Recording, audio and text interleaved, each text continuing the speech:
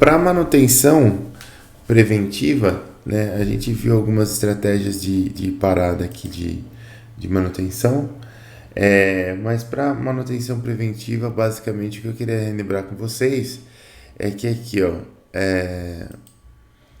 quais são os objetivos da manutenção preventiva, né? Ela é prevenir falhas, detectar o início de uma falha, encontrar falhas ocultas, e essas falhas e essas ações elas podem ser divididas entre pré-determinadas, baseadas em condição ou de oportunidade, né? Quer dizer, a manutenção preventiva ela é uma manutenção que vai ocorrer basicamente antes do início da falha, né? Eu quero detectar a falha ou eu quero ou identificar que essa falha está para começar e agir para que ela não comece, ou eu quero tomar uma ação para justamente evitar que essa falha se instale de qualquer forma, né? Então eu vou fazer lá a substituição de peças, a melhoria do sistema, para que o meu objeto gerado não entre no modo de falha, de qualquer forma. E aí quando a gente fazia manutenção, aqui eu tenho a função de taxa de falha no tempo, taxa de falha ou risco de falha, ou risco de taxa de falha, ou risco de taxa não, taxa de risco de falha, era a função que mostrava para a gente qual é a chance que existe de ocorrer uma falha ao longo do tempo. Então, lógico que essa chance ela sempre aumenta com o tempo, ela não diminui, a menos que ocorra uma ação de manutenção. Ocorrendo uma ação de manutenção, a gente pode ter alguns cenários aqui. Então, se não ocorresse a ação de manutenção, a função de taxa de falha ia continuar na mesma tocada aqui, crescente, bonitinha. Quando ocorre a manutenção, a minha taxa de falha ela tem que diminuir, né? Então eu posso ter uma manutenção imperfeita, né? E eu vou reduzir esse risco de falha, mas eu não vou zerar esse risco de falha. Ou eu posso ter uma manutenção preventiva perfeita, onde eu vou ter a mesma função de risco de falha que eu tinha de quando o objeto era 0 km, por assim dizer, né? É muito importante lembrar disso daqui porque a gente vai ver um diagrama parecido, só que para manutenção corretiva hoje. Então vamos entrar aqui na manutenção corretiva agora, que é o tema da aula de hoje. Então olha só, as manutenções corretivas, elas são manutenções que ocorrem após a identificação de uma falha, cuja intenção é retornar o objeto ao seu estado normal de operação. Então a manutenção corretiva, a gente já discutiu bastante sobre isso, mas só para relembrar, diferente da preventiva, a corretiva aguarda a ocorrência da falha, né? Então a gente fica lá esperando, quando ocorrer a falha, aí a gente vai lá e oportunamente a gente corrige a falha. Pode ser que seja uma falha que não precisa de correção imediata, então você pode aguardar para corrigir essa falha, ou pode ser uma falha que precisa de correção imediata, e aí você vai lá e corrige a falha no ato. Elas são ações não planejadas, porque a manutenção corretiva é imprevisível mesmo. Imprevisível assim, entre aspas, né? Porque se você conhece a máquina, ou conhece o equipamento, você já sabe mais ou menos quanto tempo vão durar as coisas, né? Mas é sempre bom você ter essa característica da imprevisibilidade em mente, porque primeiro podem acontecer coisas ali que estão fora do nosso controle, e aquele item pode vir a durar mais ou menos por causa disso. Esse é o primeiro ponto. E o segundo ponto é que por mais que você saiba mais ou menos quando vai ocorrer a falha, você não consegue saber exatamente quando vai ocorrer a falha, né? Então ela ainda assim é imprevisível, porque chega num ponto onde você deixa de poder contar com aquela máquina 100%. Você fala, olha, eu sei que está perto de quebrar, não sei quando vai quebrar, mas eu sei que está perto. Então será que eu posso colocar essa máquina para rodar os 3 turnos do dia seguidos, sem parada, por exemplo? Será que ela vai aguentar? Já não sei, né? Então tem que tomar cuidado com isso. É... Mas se o gerenciamento da equipe de manutenção for bom, é possível reduzir os efeitos negativos desse tipo de falha, né? Quer dizer, tudo vai do seu planejamento, né? Se você sabe que uma determinada máquina, um determinado um produto, um equipamento vai falhar, você tem que, primeiro, conhecer esse objeto a ponto de saber que se ocorrer uma falha, o que eu tenho que parar para trocar ou para corrigir essa falha? Será que eu tenho que parar a planta inteira? Será que eu tenho que parar só o objeto? Se eu tiver que parar a planta inteira, por exemplo, provavelmente vai ser mais prático fazer uma manutenção preventiva do que uma corretiva. Ou se no ato da falha eu for ter muito trabalho para repor, para corrigir essa falha, talvez também seja melhor ter uma manutenção preventiva do que uma corretiva. Agora, se for algo simples, se for algo cuja correção é rápida e que não afeta muito a operação da planta ou do restante das coisas que estão ali próximas, talvez seja melhor mesmo a gente ter uma ação de manutenção corretiva, né? E essa ação de manutenção corretiva ela vai ser tão rápida quanto o gerenciamento da sua equipe for bom, né? Então, se você tem lá, se você sabe que tal equipamento está sujeito à manutenção corretiva, beleza.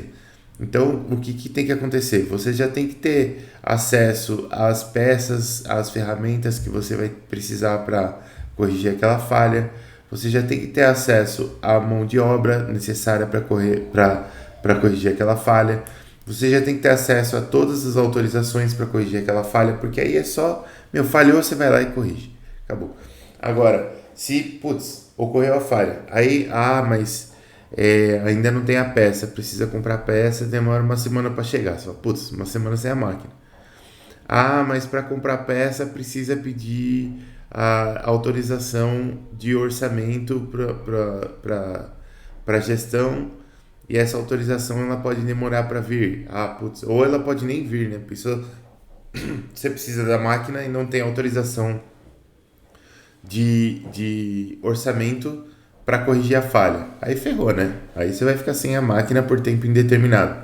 Então, esse gerenciamento aqui, quando você escolhe uma manutenção corretiva, meio que tudo tem que estar em ponto de agulha, assim, sabe? Nada pode estar dependendo de acontecerem outras coisas, porque aí você vai acabar tendo um downtime gigantesco se você não tiver um bom gerenciamento aqui.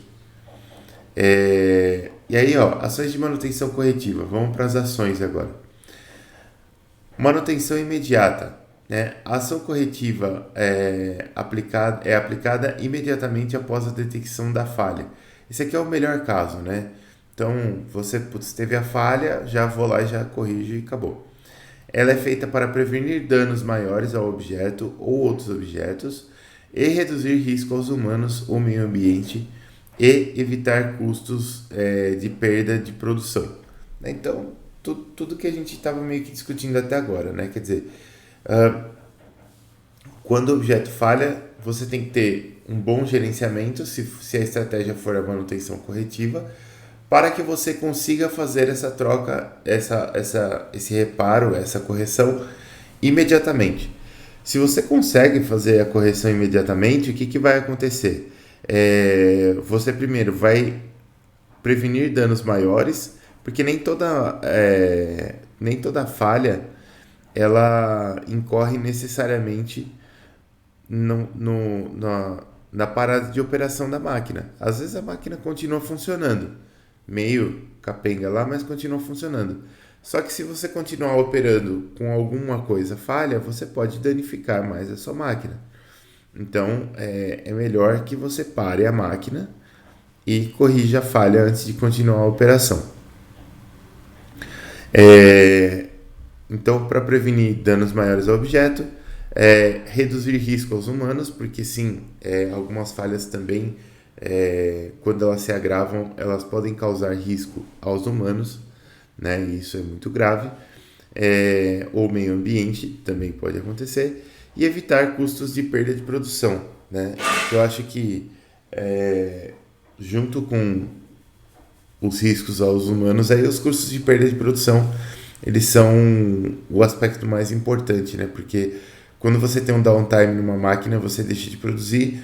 Normalmente esse custo de produção é muitas vezes maior do que o custo não só da manutenção da máquina, às vezes até de comprar uma máquina nova. Então, parada de produção é algo que não pode ocorrer.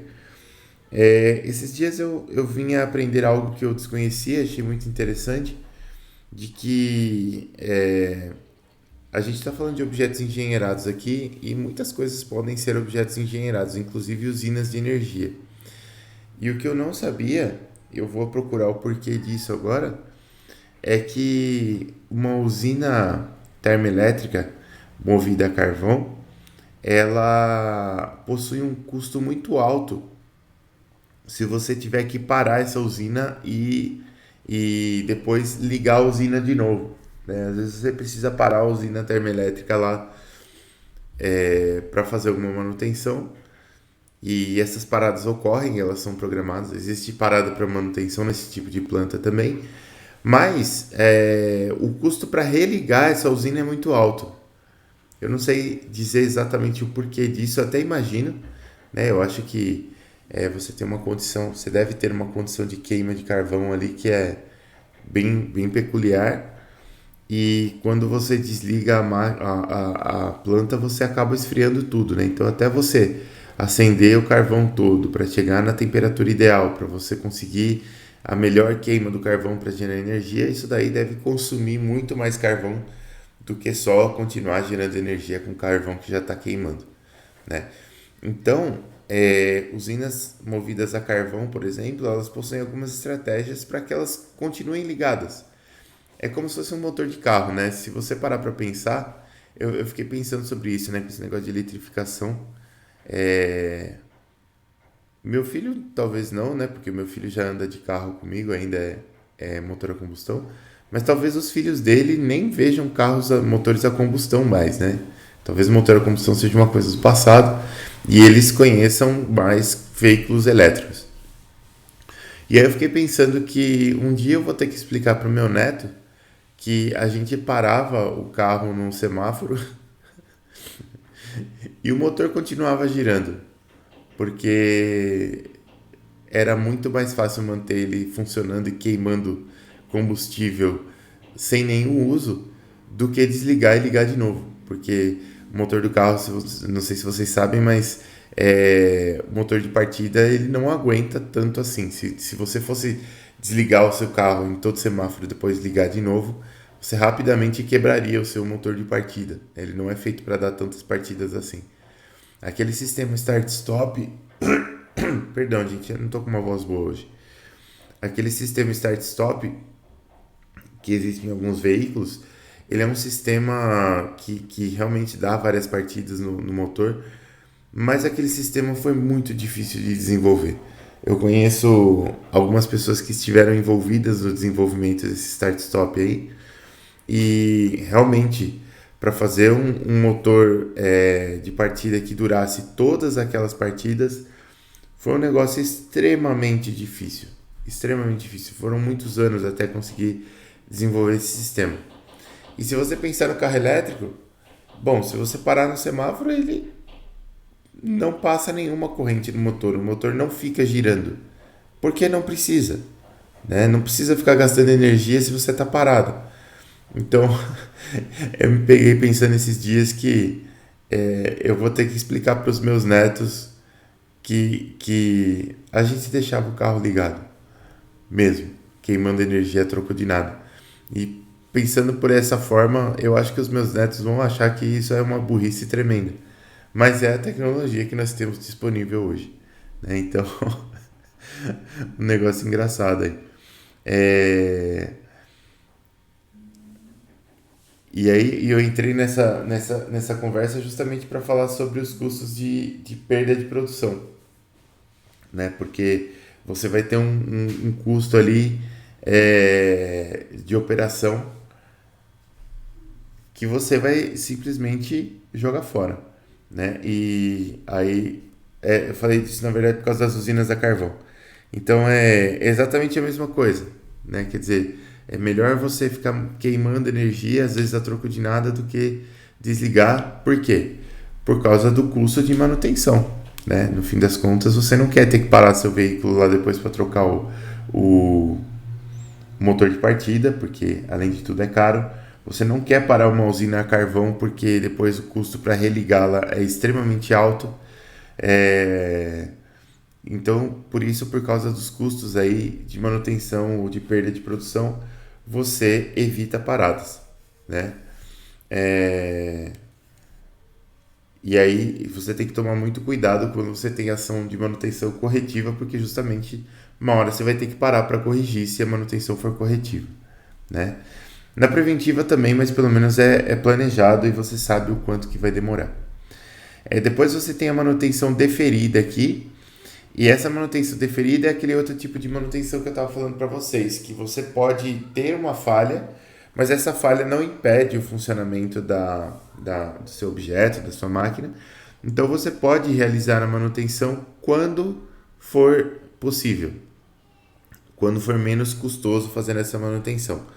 Então você tem lá um maquinário, alguma coisa, e esse maquinário possui algumas lâmpadas de sinalização, e essas lâmpadas são menos importantes. Não são lâmpadas tão importantes. E aí uma dessas queima. Você não vai parar a máquina para trocar uma lâmpada que não era nem muito importante, né? Você deixa lá, e quando você for parar a máquina para fazer uma outra manutenção que seja mais importante, aí você aproveita e faz essa manutenção menos importante junto. Essa é a manutenção deferida, né? Por que deferida? Porque ela fica aguardando que alguém a defira para que ela possa ocorrer, né? Então, quando ela é deferida, aí sim você faz a manutenção. E aí tudo isso está envolvido com essa estratégia RTF, que eu venho falando para vocês desde o começo do semestre, e agora colocamos ela aqui de uma maneira oficial. Então, a estratégia RTF, ela é uma estratégia, o RTF vem de Run to Failure, né? Quer dizer, funcione até a falha, e ela pode ser adotada quando o custo de manutenção preventiva é proibitivo, né? Ou seja, ele é mais caro do que a corretiva. E não há grandes consequências se o item falhar, né? O que eu canso de dar exemplo para vocês aqui é a questão de lâmpada, né? Se você não vai ficar trocando lâmpada antes dela queimar. Não faz o mínimo sentido. Você espera a lâmpada queimar e depois você troca. Essa é a estratégia Run to Failure na sua essência, né? Então você tem um item lá que não vai acontecer muita coisa se ele falhar, né? Não é um grande risco, não é um grande custo, a troca é extremamente rápida, então você pode adotar essa estratégia RTF sem nenhum problema. Aqui, consiste em deixar o item falhar para só então realizar a manutenção corretiva. E aí, das ações de manutenção corretiva, a gente tem os tipos de reparo, igual a gente estava vendo na preventiva lá. Então, eu tenho o reparo perfeito, que é o reparo que retorna o objeto à condição de funcionamento e ao mesmo nível de confiabilidade de quando era novo. Depois eu tenho o reparo imperfeito, que é o reparo que retorna o objeto à condição de funcionamento e pode melhorar a confiabilidade do objeto, ou até 2, piorar a confiabilidade do objeto. E a gente tem o reparo mínimo, que é o reparo que retorna o objeto à condição de funcionamento de forma que a confiabilidade do objeto após a manutenção seja a mesma que ele possuía antes da manutenção, né? Então vamos ver aqui,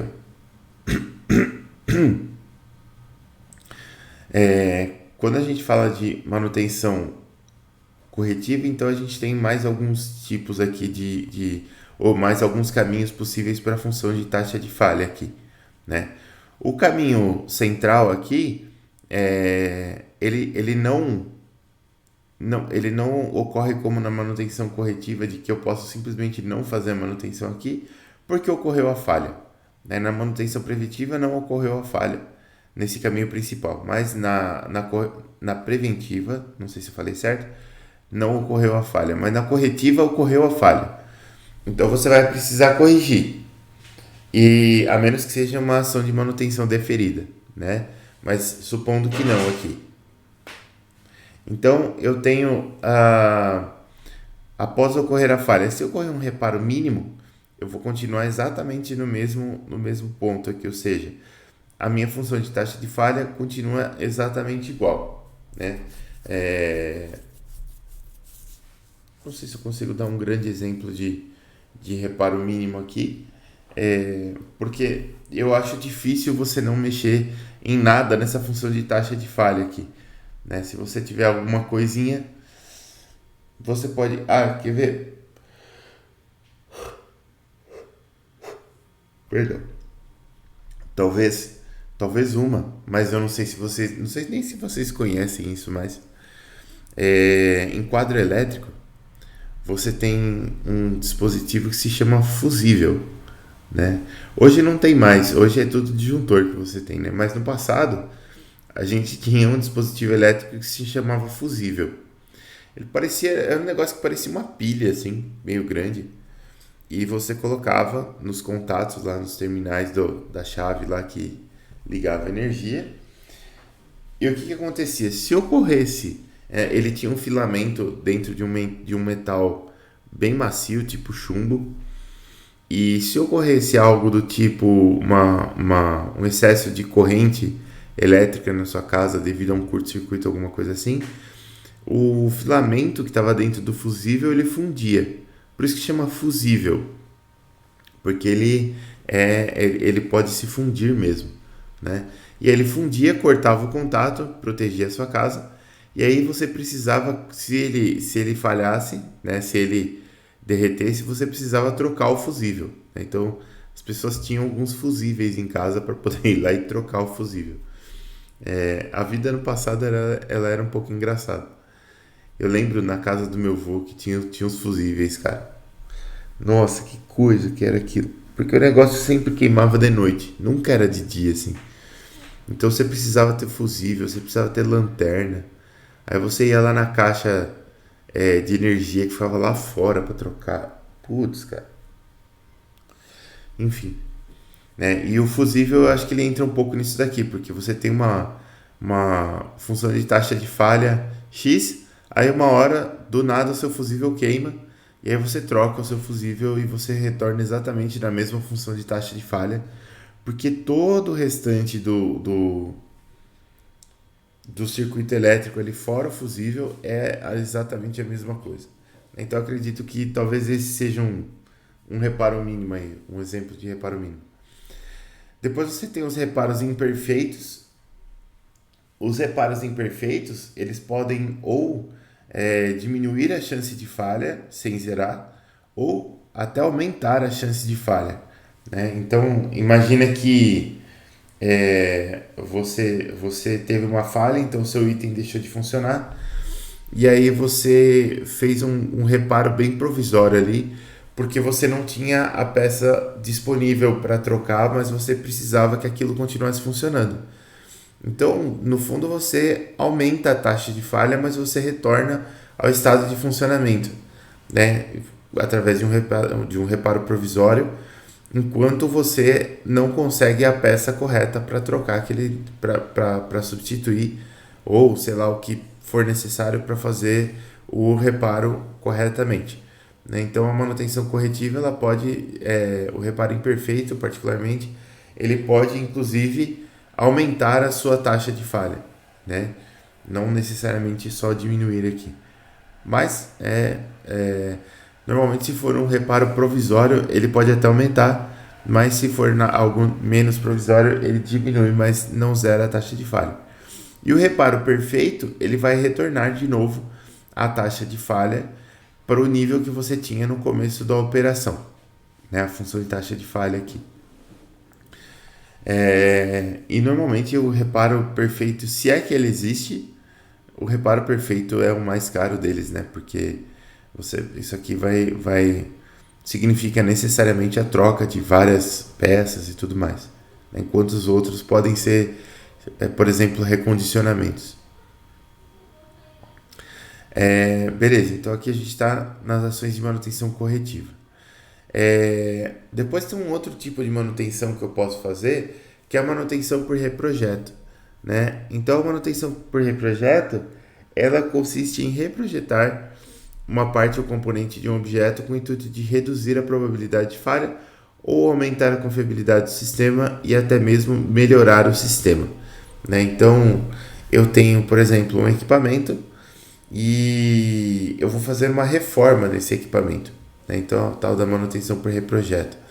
Eu vou fazer a reforma, então eu vou trocar a parte elétrica, eu vou utilizar cabos elétricos que suportam mais corrente, eu posso incluir mais botões, incluir mais funções, incluir mais lâmpadas indicativas. Eu posso fazer um reprojeto do meu objeto engenheirado de uma forma que eu melhore o sistema ou que eu aumente a confiabilidade do sistema. Inclusive, eu acabei fazendo isso, agora que eu me lembrei, eu acabei fazendo isso no final de semana na televisão do meu pai. Porque o meu pai, ele tem uma televisão, meu pai gosta muito de assistir televisão, né? E meu pai, ele tem uma televisão, ela é nova, ele comprou acho que faz uns 2 anos. E uma televisão de 50 polegadas, e ela, do nada, metade da tela ficou preta, né? A metade esquerda da tela ficou preta, ficou escura assim. E não era um problema com a tela em si, com a tela frontal ali que gera as imagens, né? Porque ela estava funcionando, dava para ver ali com um pouco de luminosidade que tinha a imagem ali, mas você não tinha a iluminação por trás, né? A retroiluminação. Aí, eu falei pro meu pai, falei, bom, eu gosto de mexer com essas coisas eletrônicas, afinal de contas eu sou engenheiro de controle de automação, e então vamos consertar, né? Eu vejo aí o que está acontecendo, e conserto, beleza, é melhor do que mandar para um técnico. Aí eu descobri que essa televisão, ela para fazer a retroiluminação da imagem, ela tem duas barras de LED só embaixo, só na parte inferior da tela. E aí ela tem algumas lentes e alguns componentes óticos atrás da tela que distribuem essa luminosidade igualmente por toda a imagem atrás da tela, isso que faz a iluminação. Então ela tem duas barrinhas de LED embaixo e a barrinha da esquerda queimou, por isso que a metade esquerda da televisão não estava funcionando, né? Estava escura a imagem. Mas por que ela queimou? Ela queimou porque essa televisão ela tem um erro de projeto, né? Existem dois resistores ali na placa de potência da televisão que estão subdimensionados. Como eles estão subdimensionados, eles acabam deixando passar um pouco mais de tensão do que deveria para a barra de LED. E aí a barra de LED queima. É isso que faz a barrinha de LED queimar. Por isso que quando você compra essa barrinha de LED, normalmente o pessoal, né, porque normalmente é técnico que mexe com isso, né? Eles já vendem para você as duas barras de LED e dois resistores para você trocar na placa, né? Para você colocar dois resistores com maior resistência elétrica, e aí você protege as barras de LED e você corrige esse erro de projeto que tem na televisão. E aí beleza, peguei, levei minhas ferramentas lá na casa do meu pai, levei ferrinho de solda, tudo mais, e me ajudou. Desmontamos a televisão, trocamos as barras de LED, e aí eu tirei a placa de potência e tirei, para você tirar o componente da placa, você tem que derreter a solda dele mesmo, então eu fui lá com o ferrinho de solda, derreti a solda, troquei os componentes e tal. Usei todo o conhecimento que eu adquiri nos laboratórios de eletrônica durante a faculdade, troquei os componentes lá e beleza, montamos a televisão e ela voltou a funcionar perfeitamente, né? E aí o que aconteceu? Eu não incluí mais funções na televisão, mas eu reduzi a probabilidade de falha dela, porque eu troquei dois componentes que estavam subdimensionados por dois componentes com a especificação correta. E aí agora, pelo menos dentro da teoria, a gente reduziu a probabilidade de falha, porque não vai queimar de novo aqueles LEDs, né? Eles não podem queimar de novo agora, porque eles estão eletricamente protegidos, né? Mas só o tempo dirá, né? Então, aqui, isso aí que eu fiz na televisão do meu pai, no fundo, foi algo bem simples, mas foi um reprojeto, né? A gente trocou componentes e aumentamos a confiabilidade do sistema. Enquanto a manutenção preventiva busca minimizar a quantidade de falhas, a manutenção por reprojeto busca eliminar a necessidade de manutenção para um determinado modo de falha. E aqui, por exemplo, em um painel elétrico, trocar fusíveis por disjuntores. Né? Isso daqui é uma excelente ideia, né? Porque se você tiver fusíveis, você vai ter que trocar o danado do fusível lá. Né? E se você tiver disjuntores, você vai, no caso de uma falha, se não for algo que danifique o disjuntor, obviamente, porque às vezes acontece, você simplesmente vai, depois de corrigir o curto-circuito, você vai ligar os disjuntores novamente. A manutenção é muito mais simples, se é que ligar disjuntor é uma manutenção, né?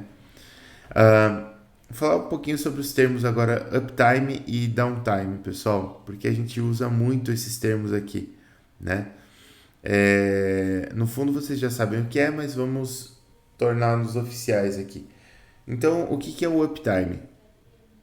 O uptime ele é o tempo em que o objeto está disponível, né? Ele não é o tempo que o objeto está operando, ele é o tempo em que o objeto está disponível. Então, ele compreende o tempo de operação e o tempo de stand-by, né, para objetos de uso intermitente. Ele também é o tempo entre dois downtimes, né? Então, o que acontece? O que você não pode ter, o que você não quer ter, é downtime. Downtime é tempo de indisponibilidade, né? Então você precisa do objeto engenheirado e ele não está disponível para você. Não necessariamente uptime é tempo de operação, é tempo de produzindo, né? De objeto produzindo. É tempo de objeto disponível, né? Porque se você precisar, ele está disponível. É só você colocar em operação. Isso é uptime.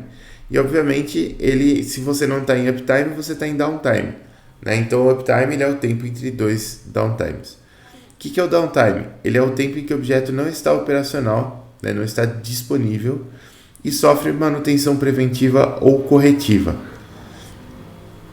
E ele é composto de, vamos lá, primeiro, tempo administrativo. É o tempo para a realização das atividades organizacionais referentes à manutenção. Então, ocorreu a falha, identificamos a falha, o objeto não está funcionando. Agora eu tenho que recrutar uma equipe que seja capaz de fazer aquela manutenção. Se não tiver todas as peças, eu tenho que comprar as peças necessárias. Se não tiver todas as ferramentas, eu tenho que comprar as ferramentas necessárias. Tudo isso é tempo administrativo. Depois, tempo logístico. É o tempo em que a equipe... É o tempo em que a máquina está parada e aguardando por disponibilidade da equipe, ferramentas ou peças para manutenção. Ele é diferente do tempo administrativo porque aqui a gente não está aguardando compra, a gente está aguardando a disponibilidade da equipe. Então, às vezes, ou ferramentas ou peças para manutenção. Então, às vezes, o que acontece? Você tem a equipe, você tem a ferramenta e você tem as peças. Só que, a peça está lá num armazém qualquer que você precisa, de alguma forma você precisa pegar essas peças. Então, às vezes, se é uma peça muito grande, você pode precisar de uma empilhadeira, por exemplo, para pegar a peça, e às vezes a empilhadeira não está disponível, então você tem que aguardar a empilhadeira. Ferramentas, mesma coisa, às vezes a ferramenta não está disponível porque ela está em uso em outra manutenção, então você tem que aguardar. Não é o ideal, né? O ideal é que você tenha ferramentas por equipe ali, né? Mas às vezes você pode ter algumas máquinas muito específicas que possuem ferramentas próprias para manutenção. E aí é mais complicado.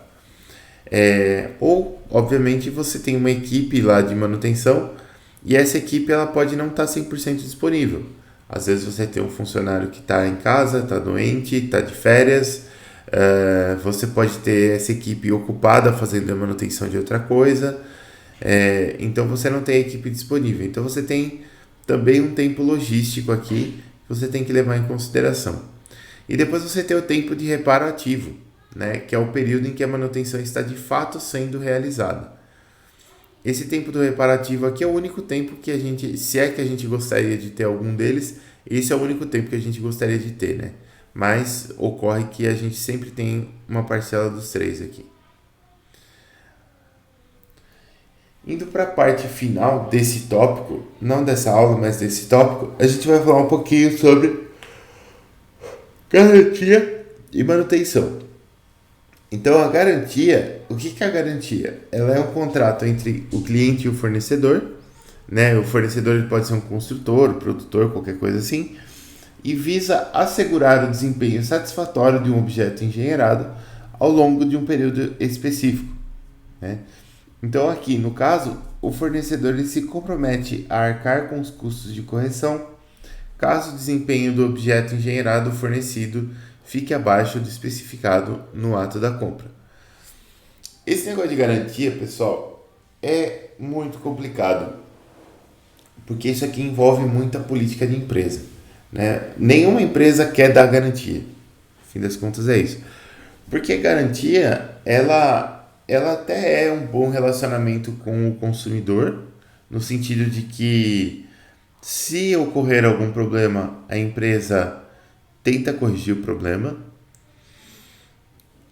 mas ela é no máximo um investimento no cliente a muito longo prazo, se é que é um investimento.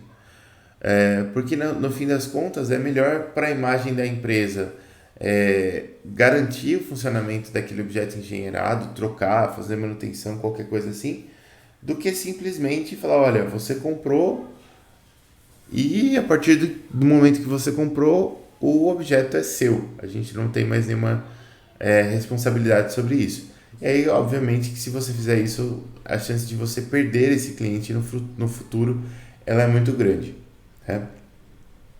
Mas aqui, no caso de garantia, então as empresas elas dão garantia para que você tenha um bom relacionamento com o consumidor, mas elas não querem dar garantia, né? Dar garantia significa primariamente perder dinheiro, né? Gastar dinheiro com algo que não deveria ser necessário gastar dinheiro. Então as empresas elas até dão garantia das coisas, mas não no sentido de oferecer, né? Elas oferecem garantia das coisas, mas elas não gostam do fato de que essa garantia esteja sendo consumada de alguma forma. Quando ocorre, né? Quando ocorre um problema, e eu sei de novo pela minha experiência na área automotiva, quando ocorre algum problema de garantia, né? Na área automotiva você tem uma característica muito peculiar de que o objeto engenheirado fornecido, que no caso é o veículo, ele não é produzido por um fabricante único, né? O veículo ele é produzido por um conjunto enorme de fabricantes de autopeças, né? Então você tem lá o cara que fabrica o motor, às vezes é a própria montadora, às vezes não é. Você tem o cara que fabrica a transmissão, você tem o cara que fabrica a embreagem, você tem o cara que fabrica os semi-eixos, você tem o cara que fabrica a suspensão, você tem o cara que fabrica as rodas, né? A carcaça é a montadora. Mas praticamente tudo que não é a carcaça, dificilmente que seja a montadora, né? Então o que acontece? Quando ocorre um problema de manutenção, as montadoras elas vão cair para cima dos fornecedores de autopeças, né? E o fornecedor de autopeça ou as empresas de autopeça, elas ficam numa briga ferrenha entre si às vezes, porque às vezes você tem peças em um veículo que são de concorrentes, né? Às vezes eu tenho o disco de embreagem, né, o kit de embreagem ali fornecido por uma empresa e a transmissão fornecida por outra empresa. Aí você tem um problema de ruído. O problema de ruído ele pode ser causado pela embreagem ou pode ser causado pela transmissão. Ou pode ser causado pelo motor também. Então eu tive lá um problema de ruído. Aí eu já estou falando de três fabricantes, né? E qual fabricante é o culpado por esse problema de ruído? Essa é a grande briga da garantia, porque o fabricante que for culpado, ele vai ter que fornecer peças de graça, ele vai ter que fornecer produtos de graça para ser substituído lá para você resolver o problema. A partir do momento que você trocou um componente e o problema foi resolvido, o fabricante daquele componente vai ter que produzir componente de graça para trocar. E lógico que eles já vão começar um processo de melhoria de projeto para que os próximos itens que eles forem produzir não possuam as mesmas falhas, né? Para que eles não continuem perdendo dinheiro. Mas garantia é um dinheiro perdido e muitas vezes você tem que provar que você não é o culpado, né? Você tem que fazer testes provando que... E isso é muito difícil, porque às vezes você tem uma falha no seu componente. Então eu sou fabricante de transmissões, por exemplo. E ocorreu uma falha no meu componente falhou, quebrou. Mas a falha não era do meu componente, às vezes a falha era, sei lá, do motor, que estava com uma calibração errada, estava fornecendo um torque desnecessariamente alto em alguma condição lá, e acabou quebrando algumas partes da minha transmissão. Então, por mais que a transmissão tenha quebrado, ela não é a causa do problema. A causa do problema foi o motor. E aí você precisa de uma argumentação, de um estudo científico muito forte para provar que você não é o culpado, né?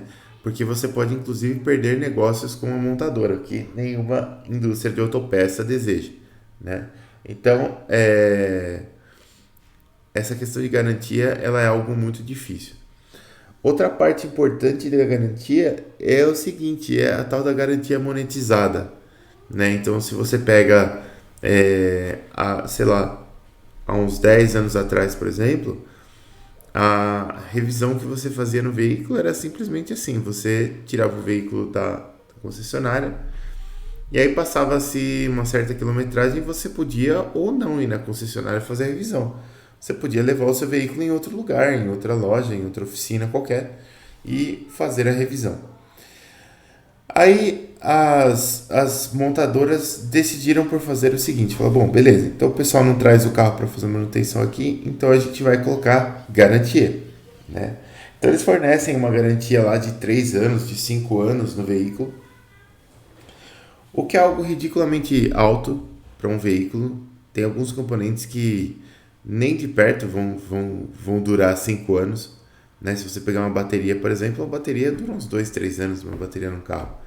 5 anos seria muita coisa. E em alguns casos dura, mas é meio raro assim. E aí o que acontece?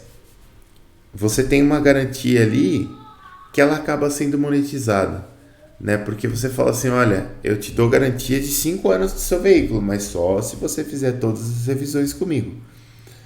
Por um lado, faz sentido, né? Porque você, né, se você vai fazer a revisão em qualquer lugar, pode ser que a pessoa não faça a revisão corretamente e realmente reduza a confiabilidade do seu veículo. Mas, por outro lado, são 5 anos de manutenção e a hora que você vai ver o preço das coisas que tem lá na concessionária para você fazer manutenção, o preço é ridiculamente alto. Eu sei porque eu já levei meu carro para manutenção várias vezes na concessionária justamente para não perder a garantia. E no fim das contas você acaba pagando 500, 600, 800 reais para fazer uma troca de óleo, que você gastaria no máximo 200 reais em outro lugar para fazer a simples troca de óleo, né? Porque você vai ver os itens de manutenção lá, eles falam assim, porque a manutenção ela é composta de troca de óleo, troca de fluido, troca de filtro, né? Filtro de óleo, filtro de ar, beleza? E a revisão de não sei quantos itens, né? Então eles vão medir lá desgaste dos freios, vão medir a pressão dos pneus, eles vão enfim, vão passar aquele scanner no carro, que aquilo por si só eles já contabilizam umas 200 coisas que aquilo lá mede. E aí você, no fundo, o que aconteceu? Houve uma troca de óleo, só isso. Mas você vai, nossa, manutenção aqui do seu veículo, houve uma verificação de não sei quantos mil itens e tal e coisa. E aí você acaba pagando, né? Ou seja, usa-se essa garantia, né? Essa entre aspas garantia, porque se falhar realmente alguma coisa, já conto para vocês já um caso de falha que eu tive, né? Então usa-se essa garantia para que você fidelize o cliente, para que você faça ele gastar dinheiro com a sua manutenção. E aí o cara cobra o quanto que ele quer da manutenção dele e você é obrigado a pagar se você não quer perder a garantia. No caso do meu carro, especificamente, meu carro é 2013 e eu peguei ele zero em 2013 e passaram alguns anos e a capinha, ele tem uma chave e tem 2 botões na chave pro alarme, né? E a capinha daquele negócio começou a ficar muito desgastada, né? De tanto usar e tal. E nada no carro tinha dado problema. Eu nunca usei a garantia. Sempre gastei uma fábula para fazer a revisão na concessionária e nunca gastei a garantia, nunca usei a garantia. Eu falei, bom, tá dentro da garantia, essa capinha está horrorosa, então eu vou na concessionária e vou falar para eles, olha, nunca usei a garantia do carro, essa capinha tá difícil, então, por favor, troque a capinha da chave, que se você for em qualquer chaveiro da vida, você vai gastar incríveis R$ 20 para trocar a capinha da chave. Mas resolvi entrar nessa da garantia. E, por incrível que pareça, a concessionária se recusou a dar garantia na capinha da chave do carro. E aí eu argumentei dizendo que, logicamente que eu não argumentei de uma maneira muito amistosa, porque eu achei isso um absurdo. E argumentei dizendo que, que eu nunca usei nada da garantia do carro. Essa capinha estava falha. Ela não suportou o desgaste de um uso simples, porque eu não sou taxista, eu não sou nada. Eu uso o carro para ir trabalhar e voltar do trabalho. E a concessionária não tratou o cliente com o devido respeito de fazer o mínimo. E aí o gerente da concessionária realizou a troca para mim, mas utilizando uma verba que ele tinha lá para casos com clientes X, assim. Né? Então, primeiro, saibam que a concessionária tem uma verba para isso. Eu já tive vários problemas com o carro. Né? Depois, eventualmente não, vou contar agora outra história para vocês que também é interessante. Eu levei o meu carro para fazer revisão. É outro carro já, de outra marca, né? Então era outra concessionária. E aí, beleza, né? A revisão era aquela incrível revisão de troca de óleo que eu falei para vocês. Então você nem se preocupa, né? Trocou o óleo, beleza, vou levar o carro para casa. Eu andei uma semana com o carro, comecei a achar o carro estranho. Comecei a ouvir barulhos estranhos que eu não achei que deveriam estar acontecendo. Aí, depois de uma semana rodando, eu cansei. Eu falei, não, eu vou abrir esse capô, eu vou ver o que está acontecendo, porque não é possível. Tem algo de estranho nesse carro. E tinha mesmo. Quando eu abri o capô, eu notei que estava bem sujo. Dentro ali, a parte do motor toda estava bem suja. Achei estranho, olhei mais um pouco e identifiquei a falha. Não sei quem que fez a manutenção do veículo, evidentemente, trocou o óleo, então tem uma tampa superior do motor ali que você tem que tirar para trocar o óleo. A pessoa abriu a tampa, trocou o óleo e não fechou a tampa.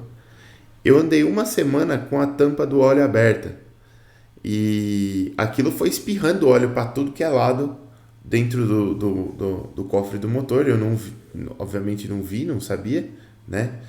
E a minha sorte foi que eu não perdi a tampa. A tampa continuava lá onde o cara deixou, em cima do motor, assim, encaixadinha num cantinho ali.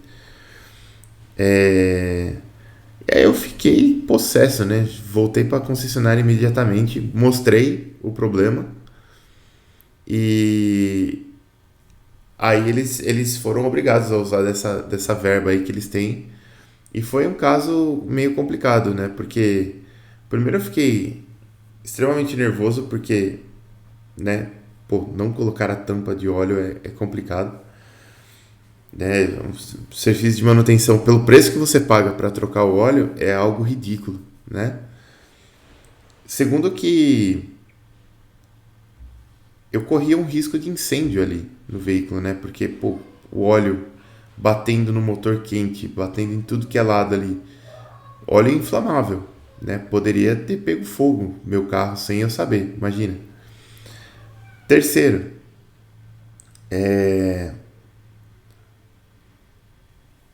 eu levei o carro para fazer a manutenção e eu falei para eles, falei, olha, eu não sei o quanto tempo isso daí ficou aberto, eu não sei o que pode ter entrado no motor. Então, faça o favor de trocar todo o óleo do motor, né? Porque ficou aberto. Aí, aí o gerente da concessionária me liga dizendo assim que a manutenção estava pronta, né? Aí eu perguntei, mas vocês trocaram porque ele falou assim, não, porque a gente identificou que vazou mais ou menos 300 ml do óleo do seu motor, que eu duvido, porque fez uma lambança. Então, a gente identificou que vazou 300 ml do óleo do seu motor e a gente completou. Aí eu falei assim, então você vai agora esvaziar e trocar o óleo, porque é isso que eu pedi para trocar o óleo. Não, mas foi só 300 ml, não sei o que. Eu falei, tá bom. Eu não sei o que entrou nesse motor. Se entrou alguma coisa aí e provocar a falência do motor, meu motor começar a falhar, fundir, sei lá, qualquer coisa, porque entrou alguma coisa aí, você vai trocar o motor para mim também? Ou é melhor trocar só o óleo agora? Ah, ele trocou o óleo. Então é complicado, sabe, gente? Esse negócio de garantia é extremamente complicado. Né? Quando você pega a garantia de uma coisa, a pessoa quer economizar até o último ali, porque é dinheiro jogado fora, mas enfim. Se ofereceu garantia, tem que dar a garantia. Não é simplesmente fazer qualquer coisa. Voltando aqui então, sobre garantia e manutenção. A gente tem alguns tipos de garantia. Então, para produtos padrão, a gente tem garantia, por exemplo, com gratuidade de troca, né? Que é aquela garantia que a gente está acostumado. Né? Se ocorrer algum defeito, você pode ir lá e pode trocar o produto. Tem algo que nem todas as pessoas estão habituadas, então eu acho importante falar aqui. Não tem nada a ver com garantia, mas é uma lei que a gente tem que protege o consumidor no Brasil, que é a lei dos 7 dias. Não sei se todos vocês conhecem, mas você pode simplesmente devolver um produto e pegar o seu dinheiro de volta num prazo de 7 dias da compra, sem absolutamente nenhum motivo. Você pode simplesmente falar, não gostei, ou mudei de ideia, e devolver o produto e pegar o dinheiro de volta. É direito do cidadão, tá? É direito do consumidor. Lógico que a gente sabe, né, por uma questão moral de que não se deve fazer isso a todo momento, mas você tem esse direito, né? Desde que você também retorne aquilo que você pegou ali, o bem que você imaginou comprar, exatamente nas mesmas condições, né? Você não pode tirar um carro da concessionária, bater e falar assim, bom, eu quero devolver porque eu mudei de ideia. Não pode, né? Isso aí não pode acontecer. Então, tem essa questão, mas você tem a lei dos 7 dias. Né? Então, isso te protege, por exemplo, de ter comprado alguma coisa que, nem no meu caso, aqui eu comprei um cabo para o meu microfone, porque eu mudei um pouco aqui as coisas e o meu cabo de microfone ficou curto. Então, eu comprei um cabo XLR, só que eu comprei errado, né? Uma das pontas era para ser fêmea, eu comprei o cabo com 2 pontas macho. Então, eu posso utilizar essa lei de 7 dias para simplesmente devolver e falar, olha, não era o cabo que eu precisava, vamos comprar outro. Né? Então, você tem essa possibilidade. Mas, voltando aqui, a gente tem produtos, para produtos padrão, você tem garantia com gratuidade de troca, né? Então, se der alguma zica lá, você pode trocar o seu produto de maneira gratuita. E aí, você tem alguns modelos aqui. Então, por exemplo, o primeiro modelo é o modelo unidimensional. Então, no modelo unidimensional, o fornecedor arca com os custos de reparo ou troca do produto até um tempo T a partir da compra do produto. Né? Então, aqui mede-se apenas o tempo de compra. Depois você tem o modelo bidimensional. onde o fornecedor arca com os custos de reparo ou troca do produto até um tempo T ou uma quantidade de uso U a partir da compra do produto, o que ocorrer primeiro, né? Não é bem garantia, mas é uma condição de garantia, por exemplo, no caso de veículos de novo, de que você faça as revisões dentro de um ano ou 10 mil quilômetros, né? Normalmente a gente roda os 10 mil quilômetros e faz a revisão, mas você pode também não ter rodado os 10 mil. Aconteceu comigo na pandemia, né? Com o meu veículo, eu acabei rodando pouquíssimos quilômetros, né? Porque ficava 99% do tempo em casa, saía só para fazer o estritamente necessário.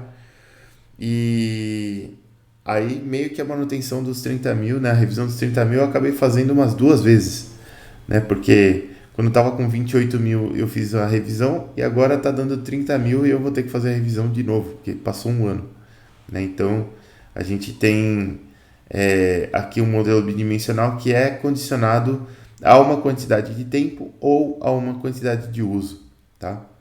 E aí que em ambos os casos a garantia do novo objeto ou do objeto reparado possui os limites descontados do tempo de uso, do tempo e do uso do objeto original, né? Ou seja, vamos dizer que garantia, até garantia veicular tem isso também, né? Tem algumas montadoras que falam 5 anos ou 50 mil quilômetros de garantia, né? O que ocorrer primeiro. E tem montadora que faz, tem montadora que não faz, depende muito. E aí, por exemplo, se deu um problema de garantia, vamos dizer que eu estou com o meu veículo lá com 30 mil quilômetros e deu problema de garantia, ferrou. Então eu precisei, sei lá, trocar um eixo. Então trocou o eixo e ele volta para a garantia, ele retorna a garantia, mas ele não volta para os 50 mil, né, de garantia original. Ele volta para 50 menos 30 igual a 20, né? Então ficou 20 mil quilômetros ali sobrando de garantia que você ainda tem de garantia, mas ou o restante do tempo em anos aí talvez. Mas você não, quando você aciona a garantia, você não retorna para o tempo original, você retorna para o tempo descontado, né? E aí meio que depende, né? Porque, por exemplo, eu já passei por situações, e aí vai muito das regras, você tem que entender muito as regras, né? Onde havia garantia com gratuidade de troca, então você realmente troca o produto. E em algumas situações, esse novo produto possuía uma nova garantia no caso, eletrodoméstico, né? Então 12 meses. Enquanto que em outros produtos, já demos garantia uma vez, então não tem garantia de novo. Então você perdia a garantia. Depende muito aí da empresa, né? Eu acho uma grande bobagem. Inclusive, isso aqui é outra coisa. Para quem costuma comprar as coisas também, no passado, eu falo para vocês por experiência própria. No passado, eu não comprava garantia estendida. No passado, eu simplesmente achava isso aí uma bobagem, nada quebrava na minha mão e então eu não comprava. Hoje é o contrário. Hoje eu posso falar para vocês que eu já tive alguns smartphones que deram problema, não foi só um. Meu computador deu problema, só que ele deu problema fora da garantia, eu não tinha comprado garantia estendida, né? Deu problema na placa de som. Aqui em casa, ó, eu tô tentando lembrar de tudo, mas eu já tive problema com cafeteira, já tive problema com máquina de lavar, lave e seca, né? Lavar roupa, seca roupa. Duas máquinas, na verdade. Já tive problema com cafeteira, já tive problema com máquina de lavar louça também. E, inclusive, na máquina de lavar louça foi troca mesmo, trocaram por outro modelo, porque aquele modelo que eu comprei não produzia mais. Já tive problema com forno elétrico. É um forno elétrico que eu comprei aí e ele... Olha só, no caso do forno elétrico, ele tinha um visor e o visor era colado com cola por dentro do vidro ali. E aí, com o aquecimento, a cola derretia e soltava o visor. Olha que coisa ridícula. E aí não dava para você enxergar porque ele caía lá dentro do forno, né? E aí precisou trocar e foi feita a troca da peça, né, no painel frontal do forno. No caso da máquina de lavar, eu tinha uma outra máquina de lavar que passou a garantia, mas passou assim 2 dias da garantia, ela deu problema e eu precisei trocar a placa dela, né? E eu mesmo fiz a troca. Eu comprei a placa na internet, fiz a troca, ela voltou a funcionar. Só que como eu tinha filho pequeno, ainda tenho filho pequeno, né? Mas na época ele era bebezinho mesmo. E não dá para você ficar sem máquina de lavar quando você tem um bebê em casa. Então eu comprei uma máquina de lavar enquanto não fazia a, o conserto dessa outra, né? Depois essa outra hoje ela tá com a minha mãe. E então eu comprei a máquina de lavar. Meu, não passou 2 semanas que eu comprei a máquina de lavar. Você colocava ela para centrifugar, ela fazia um barulho, mas um barulho que acho que uns 4 andares para baixo do meu eu escutava a minha máquina centrifugando. E aí o que aconteceu? Tivemos que mandar para manutenção e ela tinha um problema lá de rolamento. Ela destruiu o rolamento do tambor por X motivo, sei lá. Né? Tanto que deram a garantia, trocaram tudo bonitinho. Mas enfim, coisas que dão garantia. A lava-louça deu garantia, eu nem lembro o que é que foi que deu garantia nela, mas deu garantia também. A cafeteira, minha cafeteira também, ela deu problema de garantia. Eu levei 3 vezes na assistência técnica, uma válvula lá que não soltava o café, ela não passava o café. E acabou a garantia do produto e ele continuou falhando. Então, garantiu o nariz, né? Então dessa marca eu não compro mais.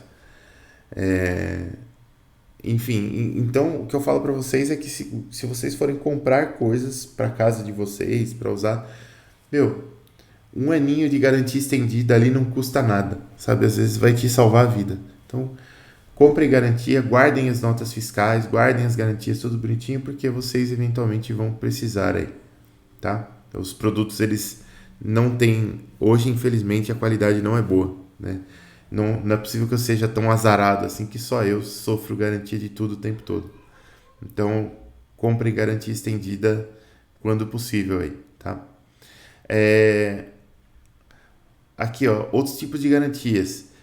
Produtos e plantas construídos sob demanda. Existe garantia por melhoria de confiabilidade também, né? Então, tem alguns tipos de produtos e plantas, ou por exemplo, construções, coisas assim, que elas passam por melhorias mesmo, né, para você melhorar a confiabilidade, né? Isso acontece muito em usina de geração de energia, né? A usina ela é construída lá, começa a produzir e aí passa por passa algum período de uso e a própria empresa que construiu a usina faz alguns reparos ali para melhorar a confiabilidade. Às vezes isso vem de outros casos de uso, equipamento que você sabe que aquele equipamento não deu uma confiabilidade legal, então vamos trocar de todas as usinas já que vai ter uma confiabilidade melhor. É melhor você fazer isso do que você ter que... vamos dizer que seria como se fosse uma garantia preventiva, né? É melhor você fazer isso do que depois você ter uma falha gigantesca e você ter que gastar um rio de dinheiro com uma garantia ainda maior. E essa noção de garantia aqui, ela estende a noção de garantia por gratuidade de troca, incluindo parâmetros sobre a confiabilidade do projeto e não apenas o seu desempenho a curto prazo, né? Então, é basicamente isso, né? Quer dizer, você tem algumas métricas de confiabilidade ali e se você entende que aquela confiabilidade está baixa, você não precisa esperar que o objeto não funcione ou que ele pare de funcionar. Você pode fazer aquilo que eu acabei chamando informalmente aqui de garantia preventiva, né? Ela foca em termos de garantia que impelem o fornecedor a continuar as melhorias de confiabilidade no projeto mesmo após entrega.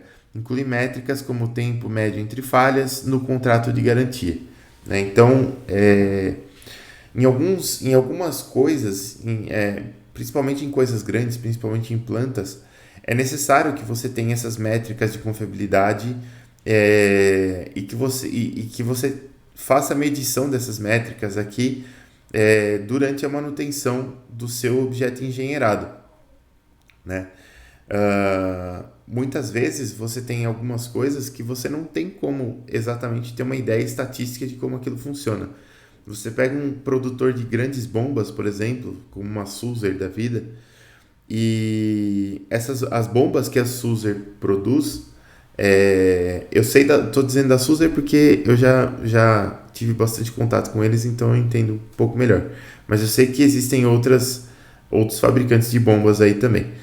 Mas eu sei que as bombas da Sulzer, elas não são bombas padrão, né? Essas bombas de prateleira que você pode comprar por aí, e o projeto dela está pronto, você só compra e usa. São todas bombas engenheiradas, né? Cada bomba é feita para uma aplicação específica. A Sulzer, inclusive, ela produziu algumas das bombas, não sei se todas, mas eu sei que algumas das bombas da transposição do Rio São Francisco, por exemplo, né? E elas são bombas enormes, bombas que você não tem como saber, a princípio, que tipo de garantia que você vai dar nessa bomba. Você tem que dar uma garantia, porque é o seu produto. Mas você não sabe o quanto de tempo que aquilo dura, como que vai ser a falha daquilo. Então você tem que medir mesmo, você tem que ter métricas e você tem algumas metas de confiabilidade, né? Então você, por exemplo, tem algumas métricas aqui como o tempo médio entre falhas no contrato de garantia. Então você fala assim, olha, eu espero que a minha bomba, vou dar um exemplo, tá? Não faço a mínima ideia desse número, mas eu espero que eu tenha que fazer uma parada para manutenção nas minhas bombas da transposição do Rio São Francisco aqui a cada 2 anos.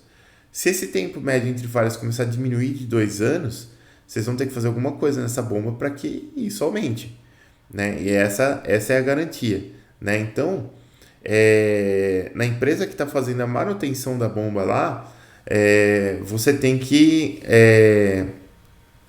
impelir essa empresa, porque ela vai ser uma prestadora de serviço, você tem que impelir ela a fazer as métricas, né? A medir a métrica de confiabilidade aqui, para que você consiga fornecer ou não a manutenção ou a garantia caso for necessário.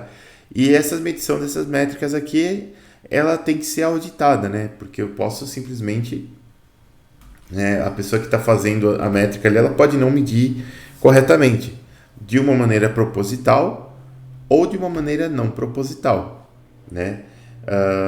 Você tinha, por exemplo, sem querer mencionar casos muito trágicos aqui, mas você tinha, por exemplo, a questão da barragem lá de Brumadinho, né?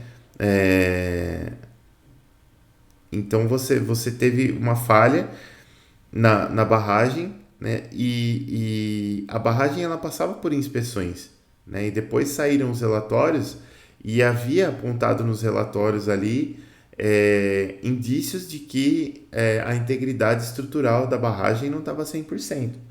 Mas o que acontece? Houve laudos ali e esses laudos eles permitiam a continuidade do funcionamento da barragem, né? Isso foi um erro? Não, isso foi intencional, né? Isso, com certeza, esse laudo foi emitido porque a empresa, de alguma forma, deve ter pressionado alguém ali. Não estou acusando ninguém, né? Mas a empresa, de alguma forma, deve ter pressionado ali no sentido de ter um laudo que a permitisse continuar trabalhando ali, porque senão ela ia perder muito dinheiro se ela parasse a produção.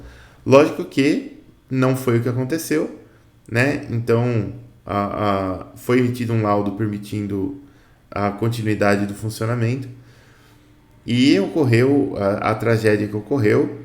E aí, agora a briga está na justiça e tem todos os entraves possíveis aí, inclusive a empresa tentando se livrar do processo, tentando pagar o mínimo possível de indenização para as famílias e tudo mais. Todo tipo de coisa que a gente às vezes fica um pouco revoltado observando, né? Mas, então por isso que isso aqui é importante. Eu falo isso para vocês porque se vocês entrarem no Confea, o Confea é o Conselho Nacional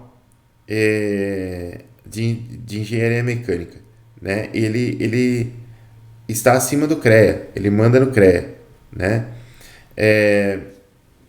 O Conselho Federal de Engenharia, não sei o que. O A eu não me lembro o que é. Não sei se é de agronomia, não sei. Eu sei que o Confer, ele traz para você todas as atribuições de todas as engenharias, inclusive da engenharia mecânica. E uma das atribuições do engenheiro mecânico é exatamente fazer laudos, fornecer laudos de funcionamento das coisas. Então, o que acontece? Essa questão de laudo, ela é muito complexa. Ela envolve garantia, com certeza, mas ela é muito complexa. Porque o laudo, ele pode... como eu já mostrei para vocês, quando a gente estava fazendo lá a tecnologia mecânica, a questão de laudo lá do Fiat Stilo, lá, que soltava a roda, né? Então, as empresas, elas têm... quando elas precisam de um laudo, normalmente elas têm vamos dizer assim, uma vontade por trás, né? Elas querem que esse laudo diga que se houve uma falha, que elas não sejam culpadas, se houve um problema, que não seja o problema delas, e assim por diante, para que elas continuem a ganhar dinheiro e percam um pouco de dinheiro. Mas a questão do laudo é uma questão de responsabilidade, né? Você não pode... porque o que acontece?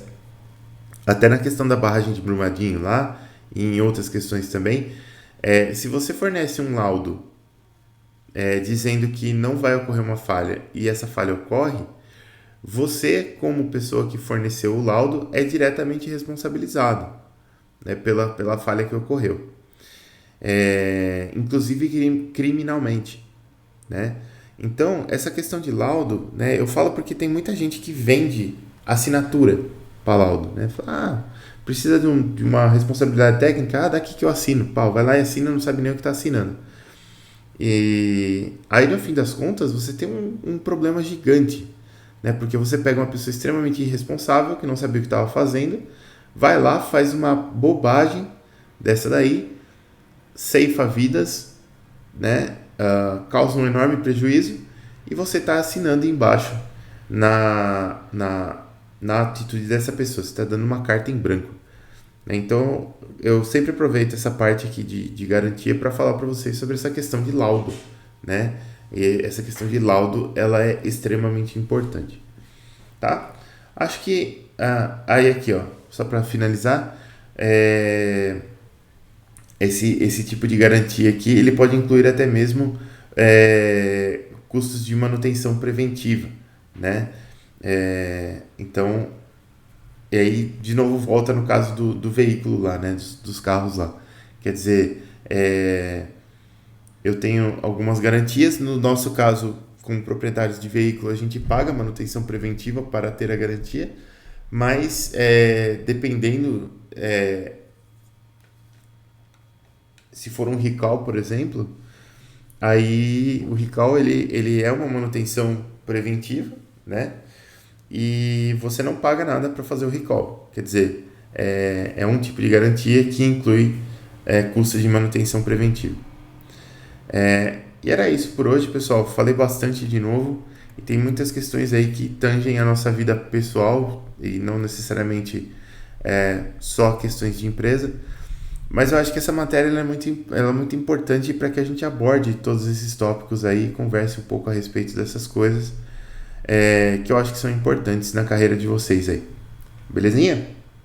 Muito obrigado por ter assistido esse vídeo até aqui. Se você chegou até aqui e gostou do conteúdo, considere se inscrever no canal, deixe seu like, deixe suas dúvidas aí nos comentários e compartilhe esse vídeo com o máximo de amigos possíveis, porque isso me ajuda muito a fortalecer esse canal, tá bom? Muito obrigado, galera, e até o próximo vídeo.